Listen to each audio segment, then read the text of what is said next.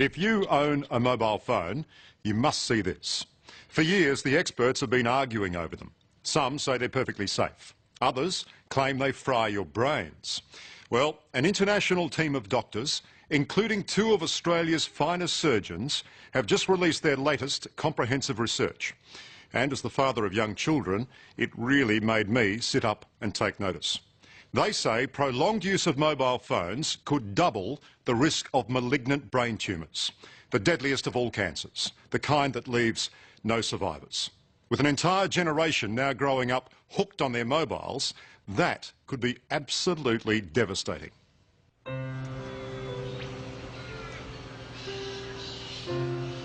The Namoi Valley in northern New South Wales is a beautiful place. See the range of hills that goes the favourite view of John and Margaret Bryant. It's just nice to know that I could sit here and look out over there for a while. It's beautiful. Little piece of heaven on earth, isn't it? But John is terrified he won't be looking down upon it for much longer. He has terminal brain cancer. You've got to hang on, you've been so positive all throughout. So you just got to keep on going. Yeah. While there's life, there's hope. Ironically, after a life of physical toil on the land, this rough-and-tumble farmer blames modern technology for killing him, his mobile phone. Mate, there's no doubt about mine. I know what killed me. John, you're saying what killed you as if you're already dead. Yeah, well, I am dead, aren't I? I'm a dead man walking, really, aren't I? When you think about it. This is when you knew you were in a bit of strife, was it, when you first went up? Oh, yeah, when I started. Last November, John was working in his shearing shed when he lost control of the left side of his body. Doctors found a malignant tumour just behind his right ear. I told Dr. Hughes, he's a very good doctor, I said, I don't want any crap, tell me the truth, you know. He said, I'll tell you the truth. This is the truth. He said, with this disease, there are no survivors, everyone dies. So that was a good introduction to Tamworth Hospital. Your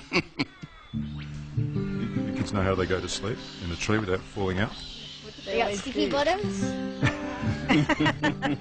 This is a large and loving family. What a big nose. The Bryants have carved a full life here through farming and the family trucking business. John's mobile phone has been an essential tool of the trade for the past 25 years. And he's in no doubt those countless hours with it glued to his ear gave him the brain tumour. I can't begin to imagine what you're going through. No, no one can begin to imagine, because people come up to me just, you know, they're trying to be nice and they say, I can imagine how you feel, and I think, no, you can't imagine how I feel, you know. And I reckon it's caused definitely by those bloody mobile phones. Dr. Teo, John insists his brain tumour has been caused by his mobile phone. Do you agree with his diagnosis?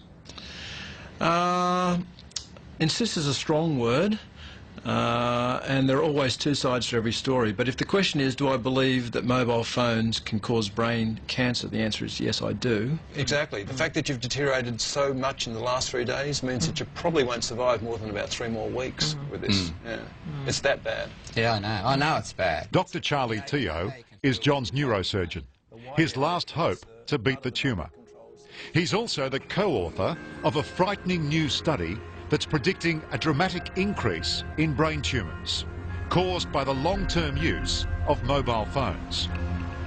That's the huge fear. I mean, what if we're right? Then if we're right, we're going to see a huge increase in brain tumours and brain cancer in the next decade or so. It's going to be frightening. And guess what, Lamb? We're already frightened by what we're seeing.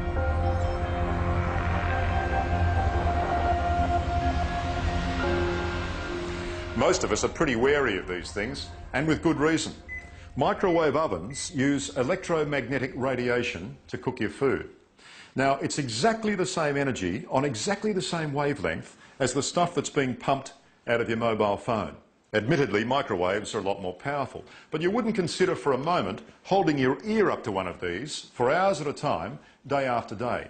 Yet that's precisely what most of us are doing with our mobiles. Long-term use of mobile phones is associated with a doubling of the risk of being diagnosed with certain brain tumours. You're saying that if you use a mobile phone over an extended period, Right, over 10 years. you double your risk of developing a brain tumour. That's what the data that we've analysed, that's what it shows. Vinnie Carana, hello. Canberra neurosurgeon Dr. Vinnie Carana worked with Charlie Teo and 3 other leading scientists to produce this latest report. And he believes mobile phones could be the biggest public health issue since tobacco. Were you surprised at the size of the result? I actually think it may be a conservative estimate. You think doubling the risk is conservative? Yes. I would be very happy to be wrong about this, because the public health implications of being right about this are enormous. At the moment, there are just over 4 billion users of mobile phones. There are people as young as 3 using them. And that's where the biggest threat lies, with our kids. Today, being presented with your first mobile is an essential passport to life. Our kids inhabit a wireless world, and it's nothing for them to spend hours each day chatting on the phone. On the average, I use it about 4 hours a day. I normally have long conversations at night with people. I don't know, I use my phone a lot. I've got to probably say about at least 4 hours as well. Yeah. This is the way we've been brought up to communicate with our mobile phones, and it's just the easiest because they're portable, we can take them anywhere. So it's just the easiest way to communicate with our friends. I have been incredibly worried, concerned, depressed at the number of kids that I'm seeing that are coming in with brain tumours, malignant brain tumours. Just in the last 3 or 4 weeks, I've seen probably half a dozen kids with tumours that really should have been benign, and they've all been nasty, malignant brain tumours. We are doing something terribly wrong.